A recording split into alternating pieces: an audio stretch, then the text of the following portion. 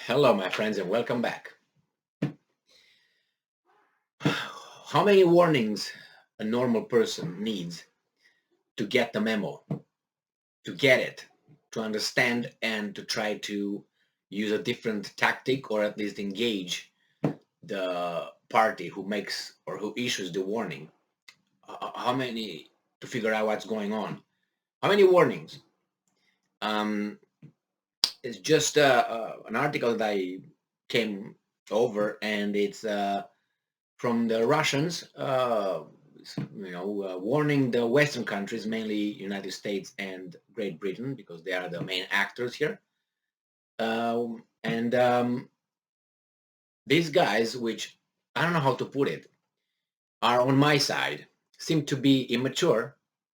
Um, I don't know, stupid. I don't know what term. They just disconsider the warnings. Now remember, the person or the entity who issues the warnings can up, okay, can it has the ability. And let me read the article, and this is like the third warning, the same message, different wording. Let's say it comes from Reuters by Guy Falconbridge, April 28, 2022, and it says Russia warns West, don't test our patients. The other warnings yesterday were from Vladimir Putin that we will respond swiftly or immediately and proportionately. He warned the Great Britain, don't escalate. You escalate that, it's a possibility of something. World War III. Sergei Lavrov said the same thing yesterday and the day before. That's a very high possibility that nuclear weapons will be used or could be used. And we have here that Russia on Thursday warned the West that there would be a tough military response to any further attacks on Russia's territory, accusing the USA and its key allies, Great Britain, of undermining European security by openly inciting Ukraine to assault Russia. So there was an assault, or not only one, there were two or three that I know of at least, where allegedly the some military ammunition depot, another refinery were attacked on Russian territory by the Ukrainians. Now, since this is a war, you can't just pretend, I'm just attacking you, you're going to defend. You have the right to attack too. So if the Ukrainians attacked and the Russian territory, it's fair game. I don't know what the Russians are so upset. Maybe they're upset if only in the case if these attacks are on civilian population. And as of now, I didn't get any news on that. So if they hit, let's say, strategic targets, what do you want, Russia? We are at war, aren't we? So I can't, here I want it like this, but here I don't want it like this. It doesn't work that way. There are some rules, and this is the rules of engagement. I can do that. You attack me, we are at war, aren't we? It's not only unidimensional. You attack me, and I'm just defending.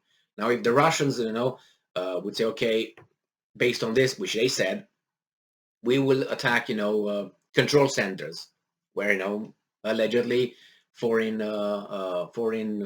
military officers are helping Ukrainian military in Kiev and so on. And the Russian says, okay, we're going to bomb those then. And if some of your guys die, so be it. We warned you. There's some article that U.S. has been helping Ukraine with intelligence information. That means, yeah, you go over there, that's over there, hit over there, that's there over here, from a satellite and other means, and that caused death and destruction on the Russian part. Now, you are mostly engaged in war if you provide this kind of logistic to a country that I'm at war with. So again, the the Brits said that they will provide airplanes and tanks. Tanks already will be provided by Germany, 40 tanks. Then the Brits said, yeah, we're going to send heavy artillery. We're going to send this and that. Well, what is this? What is this? It's a proxy war. And the Russians are saying, I'm not going to fight all of you, or at least if we fight all of you, that's a possibility that we're going to engage that. Everything is going to escalate to that. But these guys are just shrugging it off. So let me see here. It says in the West, they are openly calling on Kiev to attack Russia, including with the use of weapons received from NATO countries. Russian Foreign Ministry spokeswoman, finally spokeswoman, before this it was spokesperson, Maria Zakharova told reporters in Moscow, I don't advise you to taste our patience further. That means there's the line. That is what you should understand. That's the line. And they draw a line again. The Russians draw a line on Ukraine when they said we do not want Ukraine to be a member of NATO. I don't care. That's a red line. And this is where we are right now. Because their red lines, which this is the neighbor, were not taken into consideration whatsoever. They were shrugged off like these statements were shrugged off. So what does that tell me? These guys, the Russians, who have I want to say perfect score in reliability and consistency with what they say and what they do, and the Americans and the other the Brits, they're just they're not going to do it. What are you talking about? They did everything they said they will do. What makes you think they will not do this one? Everything else you said, well, no, we're going to deter them. We're going to use sanctions. They will not do it. They don't have the balls. Now they have the balls. They show you this. They showed you that in Syria as well. They showed you that. They showed you that in when they were challenged in Georgia, in South Ossetia, and Abkhazia. They showed you that in Transnistria, in Caucasus, when there were foreign agitators and experts and trainers and all that. Watch some videos on YouTube. You can still find reports where they say, you guys had people over there. We told them, stop fermenting agitation over there. They didn't. They got bombed.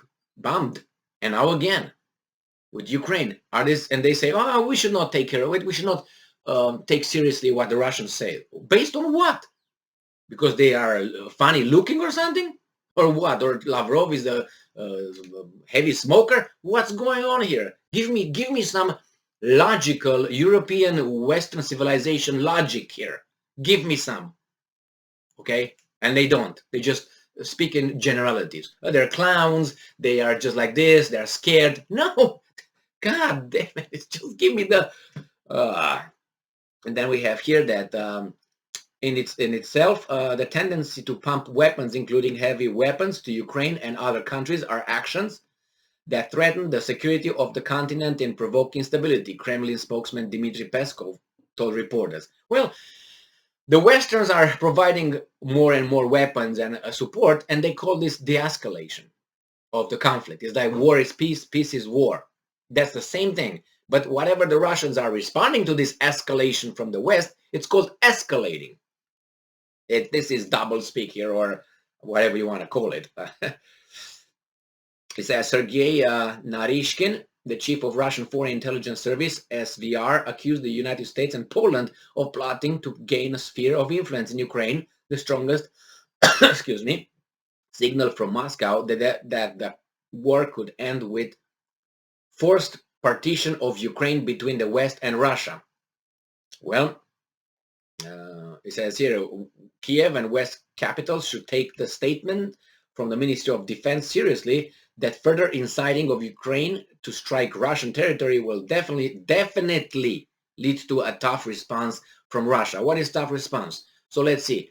Just flatten the Kiev city, hit Poland. What is that? What would be tougher? What? Don't tell me they can't do it. They can do it. They did not want to do it. The surrounding of Kiev was not an attack over there. They could have raised Kiev with 50 bombs if they wanted, and they had clear sky to do that. And they didn't. That was just to keep the Ukrainian army stuck in Kiev while they beat the other ones in the east. That was the whole easy tactic maneuver. Oh my, it says here that Zakharova cast Ukrainian President Volodymyr Zelensky as a puppet of the West. Yes, I am 100% convinced of that. And if anyone has any doubts, I don't know, what to say about that. I mean,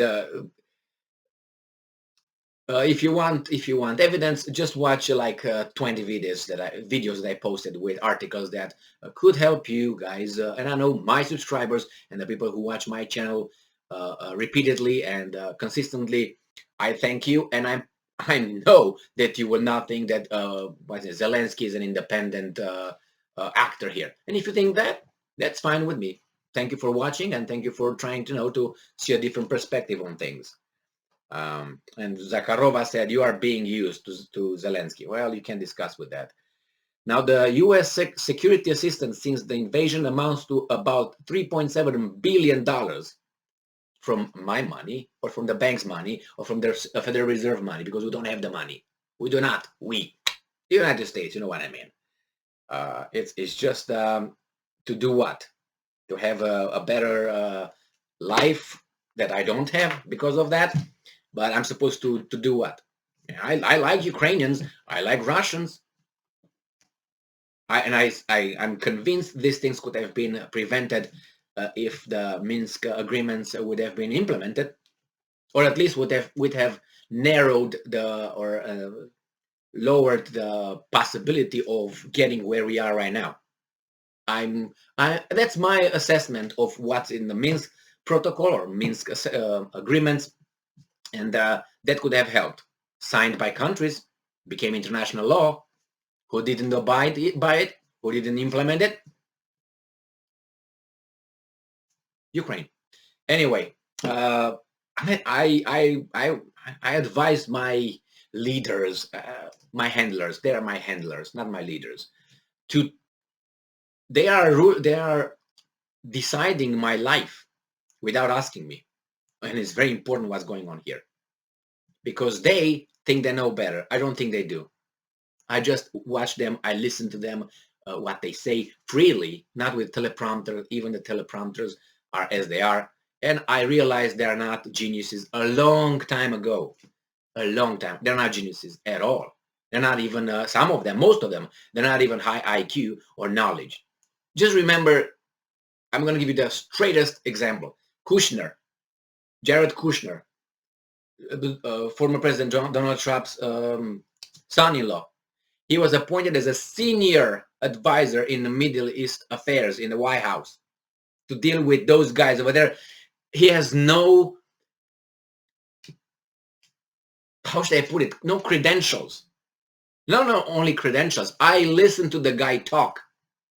And he was the senior advisor. That means he got experience. What experience you got? Selling buildings and making contracts with bankers and the law how do you call it? Building companies in Manhattan. Yeah, that's a tough job, but still you don't know. No, I don't know if he knows, but I heard him talk, so it's enough for me to see how he sees everything and what evidence he brought. So that's an example. There you go. I don't have to go further than that. I can go right now with Blinken. I could go with the other guy. What's his name? Look at the German foreign minister. Look at the British foreign minister. Just listen to them. Watch them talk about issues and see how they use only generalities. Anyway, thank you very much for being with me again today. We're in bad shape, and the Russians will follow through with their warnings. I guarantee you that. And if not, I will apologize greatly, as these guys should apologize if they will still have the chance when things happen. Because they will not. They will be promoted. They will get jobs in the corporate media as anchors or analysts and all this, like experts, and they up.